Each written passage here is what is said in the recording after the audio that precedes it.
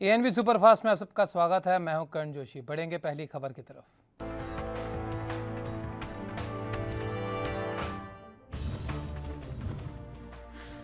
राजस्थान में जारी सियासी हलचल पर आज दोपहर को ही हाईकोर्ट का फैसला आ सकता है। बता दें कि सचिन पायलट गुट की ओर से विधानसभा स्पीकर के नोटिस के खिलाफ याचिका दायर की गई थी। शुक्रवार को याचिका पर सुनवाई शुरू हुई और अब आज सभी पक्षों ने अपनी दलीलें रखी, जिसके बाद अब 2 बजे के बाद कोर्ट इस पर फैसला सुना सकता है।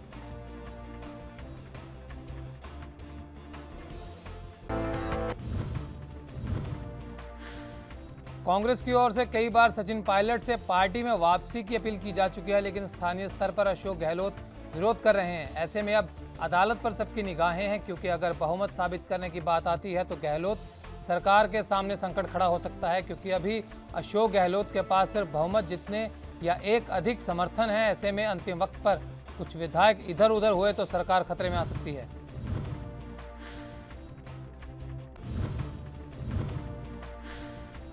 राजस्थान की सियासत में टेप कांड से बवाल जारी है। इस मामले में केंद्रीय गृह मंत्रालय ने राजस्थान के मुख्य सचिव से रिपोर्ट तलब की थी। मुख्य सचिव आज केंद्र सरकार को टेलीफोन टैपिंग के मामले में अपना जवाब सौंपेंगे। सूत्रों का कहना है कि इस जवाब में राजस्थान सरकार ने बीजेपी नेता संजय जैन के फोन को टैप करने की बात कबूली है।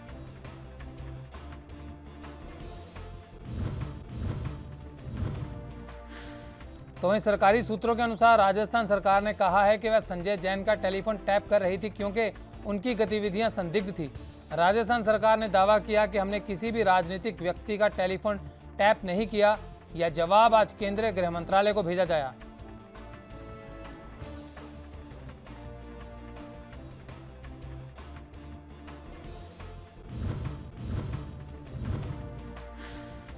ऑडियो क्लिप वायरल होने के बाद पूरे मामले की जांच एसओजी को दी गई। एसओजी ने बीजेपी नेता संजय जैन से कई राउंड की पूछताछ की। इसके बाद मामले की जांच के लिए एसआईटी का गठन किया गया। फिर मामले को एसीबी को सौंप दिया गया। संजय जैन को गिरफ्तार कर लिया गया।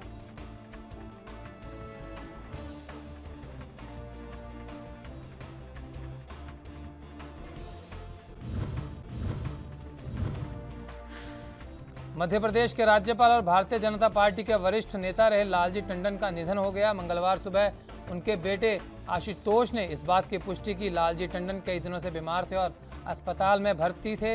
यही कारण था कि मध्य प्रदेश के राज्यपाल का कार्यभार आनंदीबेन पटेल को सौंपा गया था।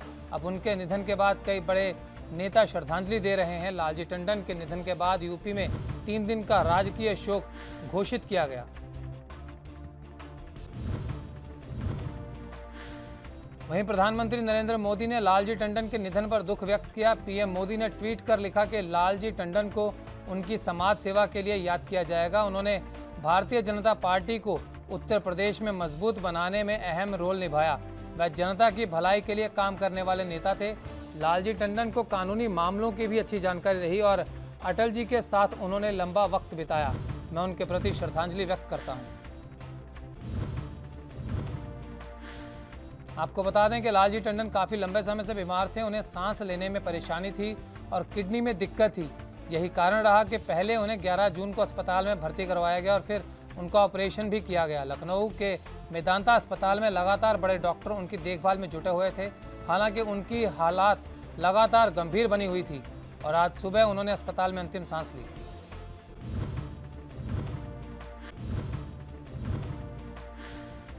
कानपुर शूटआउट के मुख्य आरोपी विकास दुबे के भाई दीप प्रकाश पर 20,000 रुपए का इनाम घोषित किया गया। दीप प्रकाश पर कृष्णा नगर कोतवाली में मुकदमा दर्ज है। 2-3 जुलाई की रात को बिकरू गांव में 8 पुलिसकर्मियों की निर्मम हत्या के बाद से ही दीप प्रकाश फरार है। उसकी तलाश में यूपी पुलिस की टीम छापेमारी कर रही है।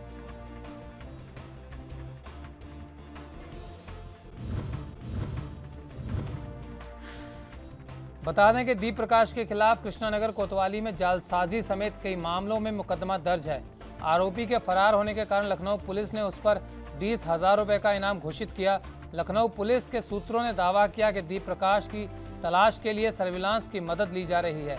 दीप प्रकाश बार बार अपनी लोकेशन बदल रहा है।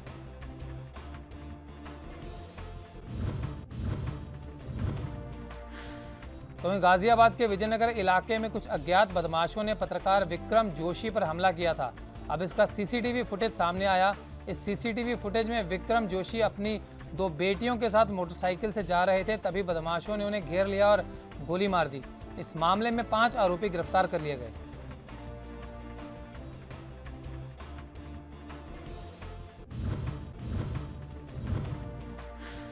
वहीं पुलिस को बरामद हुई सीसीटीवी फुटेज में करीब 5-6 बदमाशों ने पहले विक्रम जोशी को घेरा और फिर उनके साथ मारपीट की। बाद में विक्रम जोशी को गोली मारकर बदमाश फरार हो गए। पिता को घायल देख बेटी मदद की गुहार लगाती रही। यह पूरी वारदात सीसीटीवी में कैद हो गई। अब पुलिस इस सीसीटीवी फुटेज के आधार पर आरोपियों की तलाश कर रही है।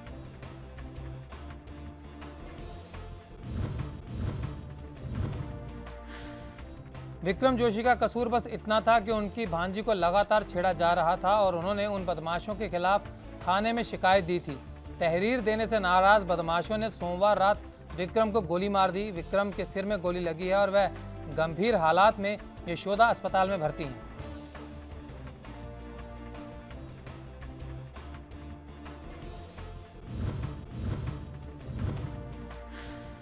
पूर्व प्रधानमंत्री राजीव गांधी हत्याकांड की दोषी नलिनी ने पिछली रात जेल में खुदकुशी करने की कोशिश की। नलिनी वेल्लोर जेल में बंद है, जहां उसने कथित तौर पर आत्महत्या करने का प्रयास किया। इस बारे में नलिनी के वकील पुंगलेती ने जानकारी दी। वकील के मुताबिक जेल में पिछले 29 साल से बंद नलिनी के साथ ऐसा पहली बार हुआ जब उसने खुदकुशी करने की कोशिश की। वहीं वकील के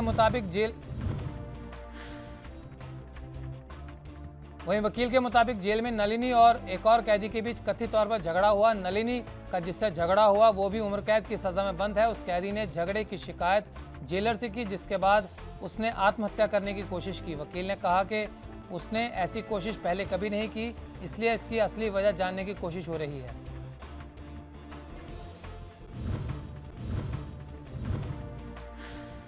प्रधानमंत्री नरेंद्र मोदी एक बार फिर से वैश्विक स्तर पर लोगों को संबोधित करने जा रहे हैं। यूएस इंडिया बिजनेस काउंसिल के 45 साल पूरे होने के अवसर पर प्रधानमंत्री नरेंद्र मोदी का यह खास संबोधन होगा। प्रधानमंत्री का यह विशेष भाषण इंडिया आइडिया समिट के तहत वैश्विक दर्शकों के लिए बुधवार रात 9 बजे होगा।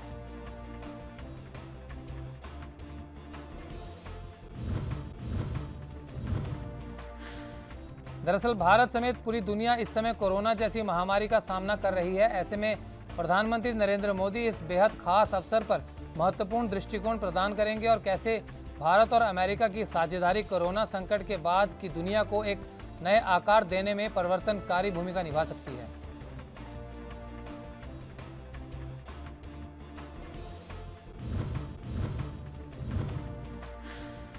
प्रधानमंत्री के अलावा अमेरिका और भारत के वक्ताओं के रूप में उद्योग, समाज और मीडिया से जुड़े कई विचारक भी शामिल होंगे। पीएम मोदी के अलावा अमेरिकी विदेश मंत्री माइक पॉम्पियो, भारतीय विदेश मंत्री डॉक्टर एस जयशंकर, राजदूत निकी हेली, वित्त और कॉरपोरेट मामलों में मंत्री निर्मला सीतारमण, वाणिज्य, उद्योग और रेलवे मंत्री पीयूष गोयल शामिल होंगे और अपनी बात रखेंगे।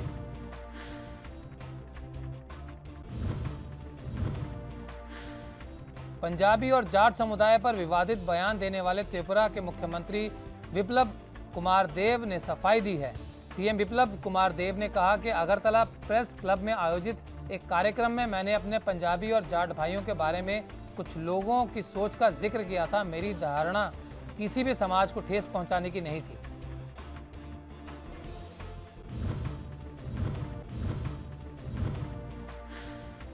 सीएम विप्लव कुमार देव ने कहा कि मुझे पंजाबी और जाट दोनों ही समुदायों पर गर्व है। मैं खुद भी काफ़ी समय तक इनके बीच रहा हूं। मेरे कई अभिन्न मित्र इसी समाज से आते हैं। अगर मेरे बयान से किसी की भावनाओं को ठेस पहुंची है तो उसके लिए मैं व्यक्तिगत रूप से माफ़ी मांगता हूं।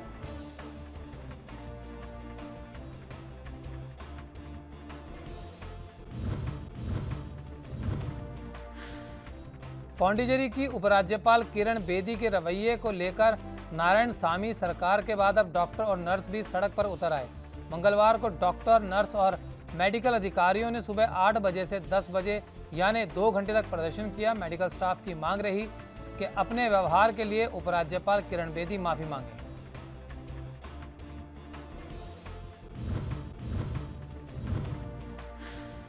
दरअसल 18 जुलाई को उपराज्यपाल किरण बेदी कोरोना विशेष प्रकोष्ठ के निरीक्षण के लिए गई थी। किरण बेदी पर आरोप रहा कि उन्होंने स्वास्थ्य अधिकारियों के साथ असभ्य और धमकी भरा व्यवहार किया। प्रदर्शन कर रहे मेडिकल स्टाफ ने मांग की कि किरण बेदी अपने उस व्यवहार के लिए माफी मांगे और आगे कभी भी ऐसा व्यवहार ना करे।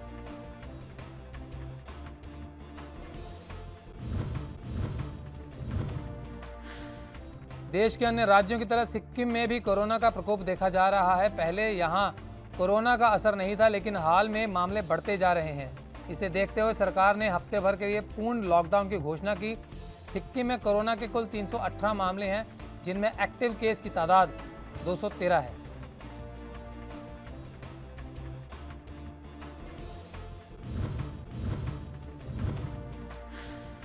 आपको बता दें कि सिक्किम देश का वह अंतिम राज्य है जहां सबसे बाद में कोविड के संक्रमण पाए गए। संक्रमण पर नियंत्रण पाने के लिए सिक्किम सरकार ने 21 जुलाई को सुबह 6 बजे से 27 जुलाई के सुबह 6 बजे तक लॉकडाउन की घोषणा की। इसकी आधिकारिक घोषणा के लिए सिक्किम के मुख्य सचिव SC गुप्ता ने अधिसूचना जारी कर दी।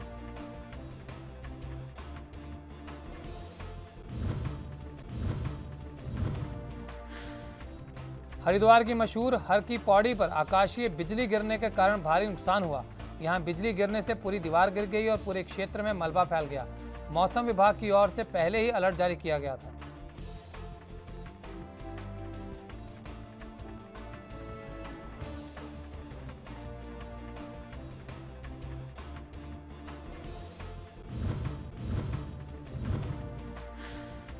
दरअसल यह हादसा सोमवार की रात को हुआ, जब हरिद्वार में आकाशीय बिजली गिरी, जिससे हर की पौड़ी पर 80 फीट की दीवार गिर गई।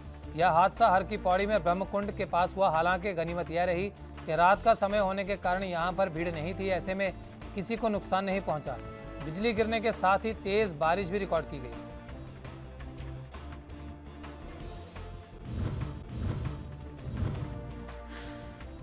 सोमवार रात हुई भारी बारिश के बाद राजधानी दिल्ली के कई इलाकों में पानी भर गया। इससे लोगों को काफ़ी परेशानी का सामना करना पड़ा। वहीं मौसम विभाग के मुताबिक अगले 2 दिनों में दिल्ली के कुछ इलाकों में भारी बारिश हो सकती है और दिल्ली के शेष इलाकों और इर्द गिर्द के क्षेत्रों में मध्यम बारिश का अनुमान है।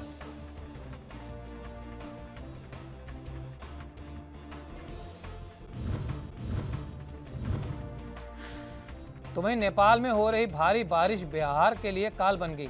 तमाम शहर और गांव पानी बाढ़ में डूब गए। मौसम विभाग ने पूर्वी और पश्चिमी चंपारण, गोपालगंज, वैशाली, सीतामढ़ी और दरभंगा के लिए अलर्ट जारी किया। बागमती नदी और गंडक नदी में पानी का स्तर और खतरनाक ढंग से बढ़ सकता है। निचले इलाकों में रहने वाले लोगों को ऊंचाई वाली जगहों पर जाने के लिए कहा गया। उधर मौसम विभाग ने उत्तराखंड में 23 से 25 जुलाई तक रुद्रप्रयाग, चमोली, उत्तरकाशी, बागेश्वर और पिथौरागढ़ के लिए रेड अलर्ट जारी किया, जबकि देहरादून और पौड़ी गढ़वाल के लिए ऑरेंज अलर्ट जारी किया गया है। इससे पहले शिमला में सोमवार को भारी बारिश के बाद पहाड़ गिर गया और बाजार को तबाह कर गया। लैंडस्लाइड से शिमला की सेब मंडी को भारी नुकसान हुआ। वहीं इधर यूपी में भी बाढ़ का खतरा बढ़ता जा रहा है। बाराबंकी में सरयू नदी खतरे के निशान से ऊपर बह रही है। नेपाल से लगातार छोड़ा जा रहा पानी कई जिलों में खतरे की घंटी बजा रहा है। सिद्धार्थनगर में कूड़ा नदी रौद्र स्वरूप दिखा रही है। नदी के कटान से कई गांवों को खतरा पैदा हो गया। यूपी से सटे उत्तरी बिहार के कम से कम 8 जिले बाढ़ से बेहाल हैं। वहीं बिहार में नदियां उफान पर हैं। दर्जनों गांव पानी में पूरी तरह से डूब चुके हैं। एक के बाद एक नदियों के तटबंध जवाब दे रहे हैं और नतीजा यह है कि हजारों लोग बाढ़ से बेहाल हो रहे हैं। सहरसा में कोसी नदी एक बार फिर रौद्र रूप दिखा रही है। नदी के निचले इलाकों में बसे गांवों से सैकड़ों लोगों को नावों के जरिए बाहर निकाला जा रहा है।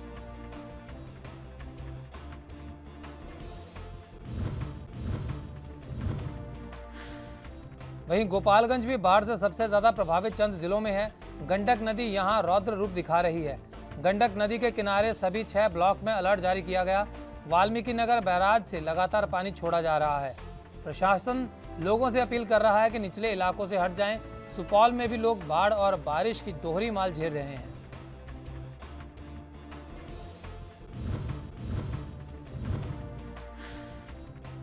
मानसून की बारिश की वजह से देश के कई हिस्सों में भारी बारिश हो रही है, तो वहीं कुछ इलाकों में बाढ़ का कहर छाया हुआ है। असम की स्थिति काफ़ी भयानक हो गई है और यहाँ बाढ़ और भूस्खलन के कारण अब तक 85 लोग अपनी जान गंवा चुके हैं, तो वहीं 40 लाख लोग प्रभावित हैं।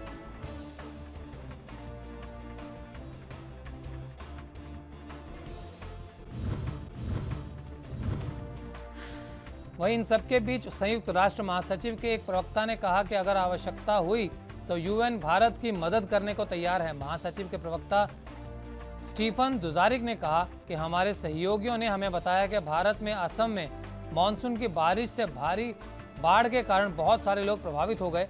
अगर आवश्यकता हुई तो हम भारत सरकार की मदद करने को तैयार हैं।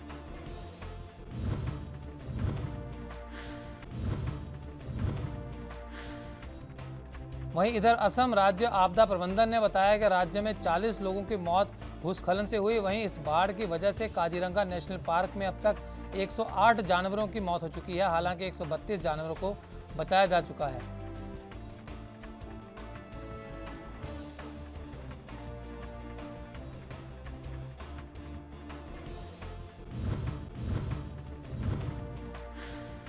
केंद्र सरकार ने सभी राज्यों और केंद्र शासित प्रदेशों को पत्र लिखकर लोगों को N95 मास्क पहनने को लेकर चेतावनी जारी की। पत्र में कहा गया कि इससे कोरोना वायरस फैलने से नहीं रुकता और यह कोविड-19 महामारी के खिलाफ उठाए गए कदमों के विपरीत है।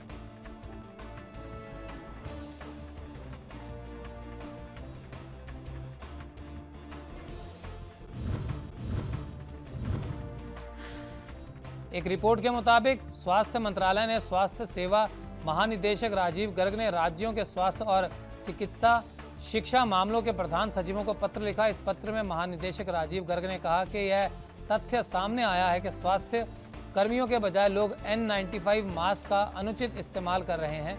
विशेष रूप से ऐसे N95 मास्क इस्तेमाल में किए जा रहे हैं जिनमें छिद्र युक्त श्वसन यंत्र लगे हैं।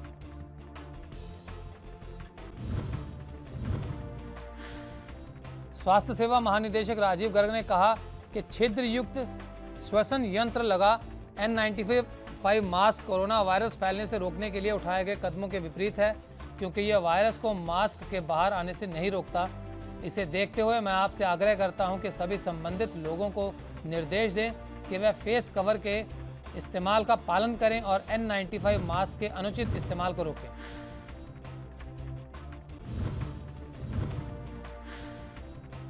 देश में तेजी से कोरोना वायरस के मामले बढ़ रहे हैं। इसी बीच ऑक्सफोर्ड यूनिवर्सिटी में तैयार कोरोना वायरस वैक्सीन का ट्रायल भारत में शुरू होगा। लाइसेंस मिलने के बाद यह प्रक्रिया शुरू हो जाएगी। ब्रिटेन के शोधकर्ताओं के साथ भागीदारी करने वाली भारतीय कंपनी ने यह जानकारी दी।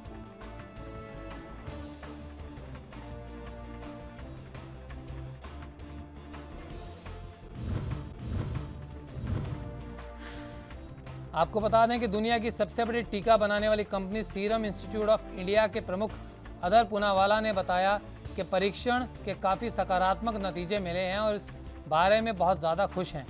Serum institute of India he Oxford के शोधकर्ताओं के साथ करार कर रही है।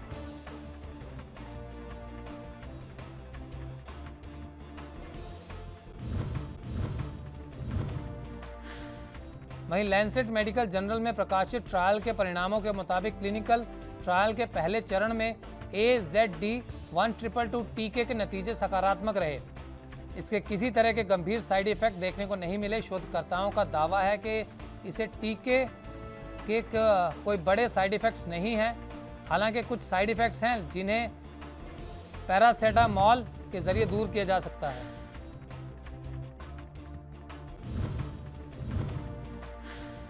पाकिस्तान की इमरान खान सरकार ने अपने सदाबहार दोस्त चीन को बड़ा झटका दिया। भारत के बाद अब पाकिस्तान ने भी चीन के बीगो ऐप को बैन कर दिया। साथ ही टिकटॉक को भी अंतिम चेतावनी दी है। पाकिस्तान ने अश्लील और अनैतिक सामग्री दिखाने पर यह बैन लगाया। इससे पहले पाकिस्तान ने गेमिंग ऐप PUBG पर भी बैन लगा दिया था।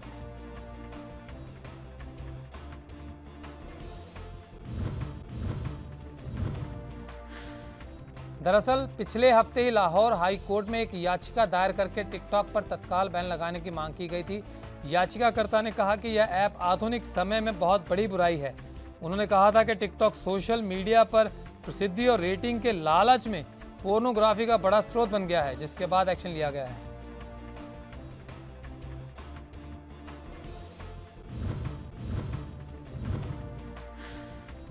भारतीय सेना के लिए 29 जुलाई का दिन खास होने वाला है। उम्मीद है इसी दिन भारतीय वायुसेना को 5 राफेल लड़ाकू विमानों की सप्लाई मिल जाएगी। उसी दिन अंबाला एयरफोर्स स्टेशन पर इसे वायुसेना में शामिल किया जाएगा। हालांकि 29 जुलाई को मौसम का मिजाज कैसा रहेगा यह जानना अहम होगा। इस दिन मौसम की भूमिका अहम रहेगी।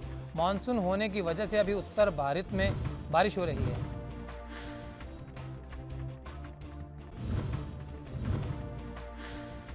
वहीं 29 जुलाई को वायुसेना में शामिल किए जाने के बाद राफेल विमान को 20 अगस्त को एक समारोह में राफेल को वायुसेना में अंतिम रूप से शामिल किया जाएगा। इंडियन एयरफोर्स ने कहा है कि भारतीय वायुसेना के ऑफिसर्स ने राफेल की तकनीकी पेचीदगियों को समझने के लिए इसकी व्यापक ट्रेनिंग ली। एयरफोर्स के अधिकारियों ने इस फाइटर विमान की उच्च मारक क्षमता का गहराई से अध्ययन किया और अब वे इस पर काम करने के लिए पूरी तरह से तैयार हैं।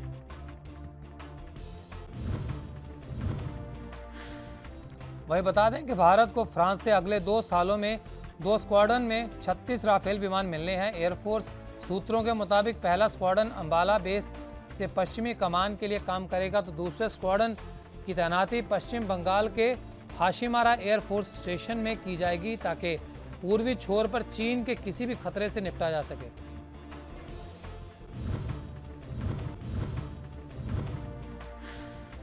अफगानिस्तान में एक आत्मघाती हमला हुआ जिसमें कम से कम 8 अफगान सैनिक मारे गए। रक्षा मंत्रालय ने घटना के बाद कहा कि आत्मघाती ट्रक हमलावर ने सोमवार को पूर्वी अफगानिस्तान में सेना के काफिले पर हमला किया जिसमें 8 अफगान सैनिक मारे गए।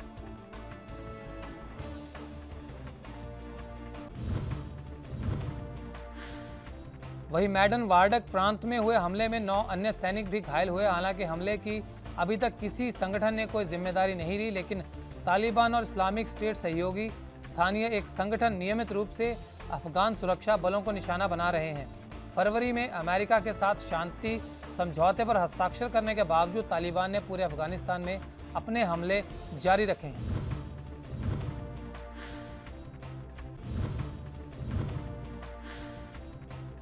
Haryana board of school education की कक्षा 12वीं के रिजल्ट की तारीख जारी कर दी गई। रिजल्ट 21 जुलाई यानी कि आज शाम 5 बजे घोषित होंगे। जो छात्र परीक्षा में शामिल हुए वह आधिकारिक वेबसाइट bseh.org.in पर जा सकते हैं।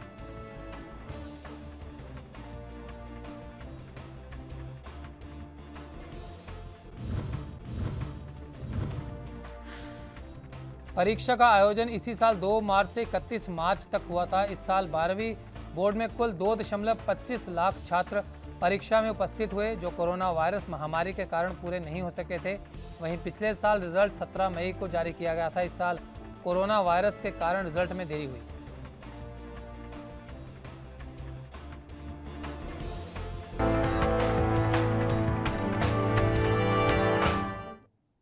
एएनबी सुपरफास्ट में इतना ही। दीजिए इजाजत। नमस्कार।